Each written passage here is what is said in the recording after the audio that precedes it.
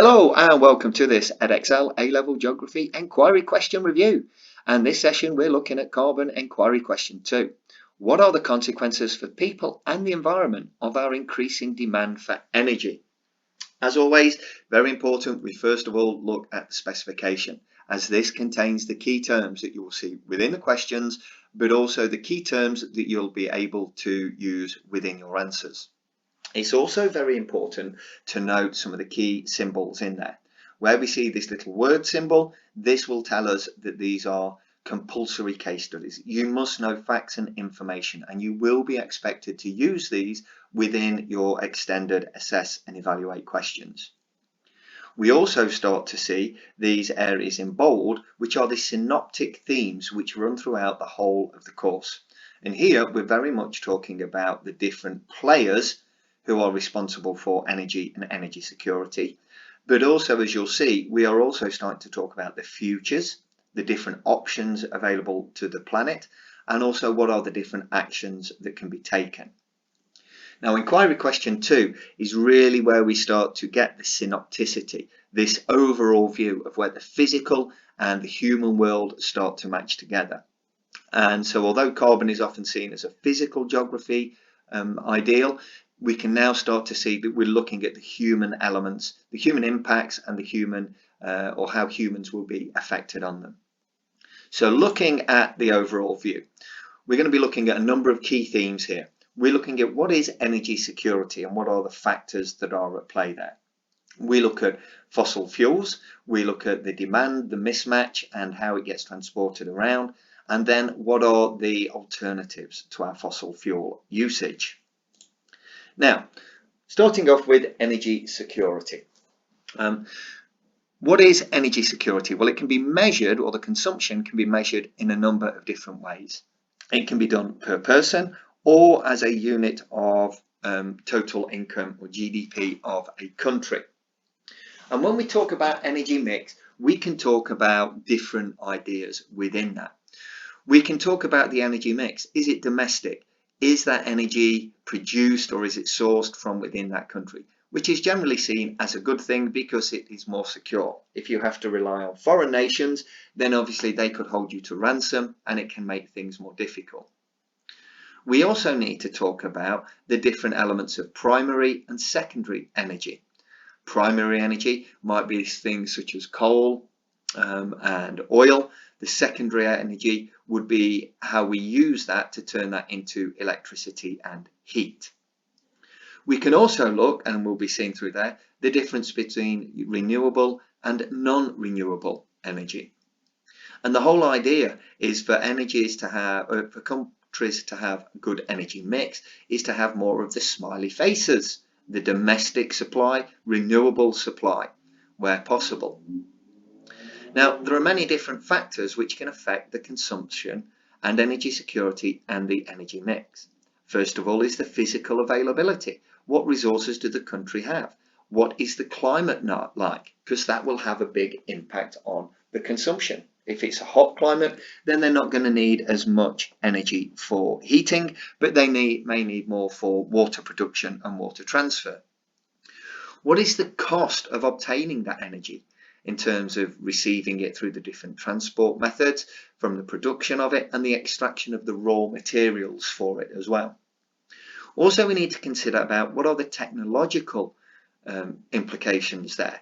How easy is it to get there? Is the technology there to exploit the resources? There's also links to governance and political ideology. Now, do the government, are they wanting to go down the renewable domestic route? Or are they sort of with the Trump administration not bothered about it and thinking they want the cheapest source that they have accessible, which is the non-renewable fossil fuels? The public perception is also an important thing. If the public would rather have cheap energy rather than clean energy, then that will have an impact on the energy mix. Levels of economic development can also be important, as can environmental priorities. And this is shown by the Kuznets curve. We can see along the x-axis the level of development, so low levels of development moving to higher developed countries, and the levels of environmental degradation from looking after the environment at the bottom of the y-axis to lots of damage at the top. Now, as we can see, in low levels of development, people tend to rely on the environment and the ecosystem, and they know how to protect it. But as development, industry starts to grow, population starts to grow, more need for agriculture, then we start to degrade the environment through deforestation, through using natural resources, polluting the land, polluting the water, polluting the air. But there tends to be a point at which you reach this level of development. And in some countries, when you are happy and you have your human needs and wants met, then you start to turn to improving the environment around you. So you might have higher levels of public perception around renewable energy. However, although this is seen as a good thing, it can often lead to something called NIMBYism, or not in my backyard, whereby we can claim that we're not using as much resources, we're not using as much dirty energy, but that may be because we're importing goods made in other countries which are using a lot of these non-renewable and dirty resources. So we have to be very careful about public perception, and is it just about not seeing the damage in their own backyard. We also need to look at the different players that are involved. Because when we talk about energy, we've got different players involved in the supply of the energy, getting the raw material and turning primary into secondary energy, the pathways that we'll discuss in more detail in a moment, and then who are the consumers of that energy. And we can look at a whole range of different groups, from the large companies, the OPEC group, the oil producing nations, the consumers, whether that be industry, agriculture, or residential domestic customers, who are the views of governments that can set up the energy security mix. They can be responsible for the pathways. Do they go public or private? But also the educational groups and pressure groups such as Greenpeace or non-governmental organisations, who can have a role in lots of these different areas around here. Now, moving on to fossil fuels. Now, fossil fuels are still by far the largest source of primary and secondary energy. One thing we need to look at is the supply versus demand mismatch. And up here we can see that for oil, gas and coal, you can see that I've listed where are the main physical supplies of these and where is the demand from them.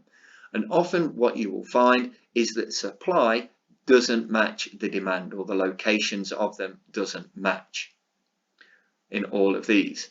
Now, there are a few exceptions, such as China and India have a large amount of coal, and so there's a large demand for it, but most countries have moved away from coal because it's seen as a dirty energy with high levels of carbon dioxide production through its burning.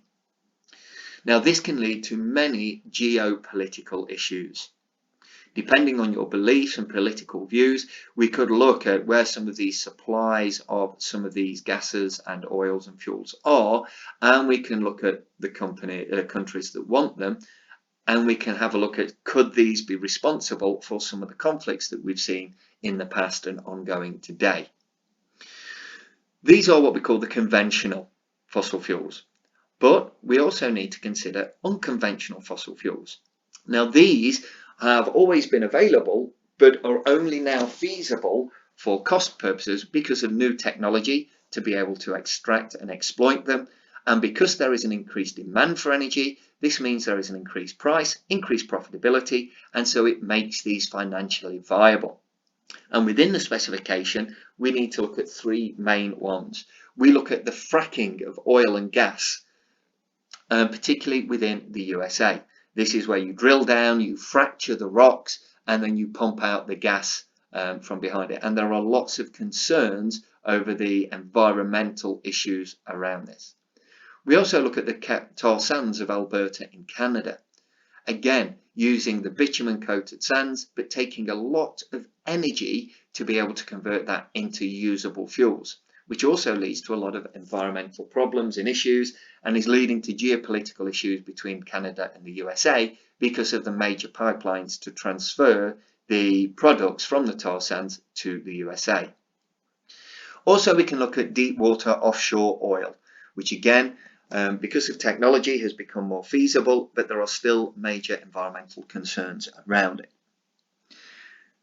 Now, because there is this supply and demand mismatch, we need to consider what are the different pathways. How does this fossil fuel and how do these energy types get transported around?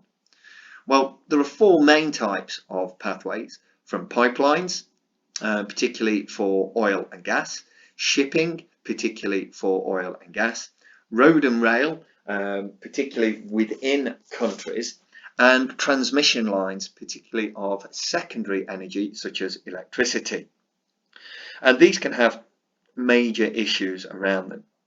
Some of them is that because of the transnational nature of these, it can lead to increasing possible conflicts and geopolitical issues. Because of the danger to the environment, natural hazards can pose major problems, such as earthquakes can lead to ruptures of pipelines leading to massive oil spills. There is also human error involved in that. Public perception of these can also have an impact. There are also concerns over piracy, particularly around the African coast, and the impacts of terrorism on some of these different networks. Some of the key routes that you need to understand is the Russian pipeline, which supplies much of European gas from Russia to Europe.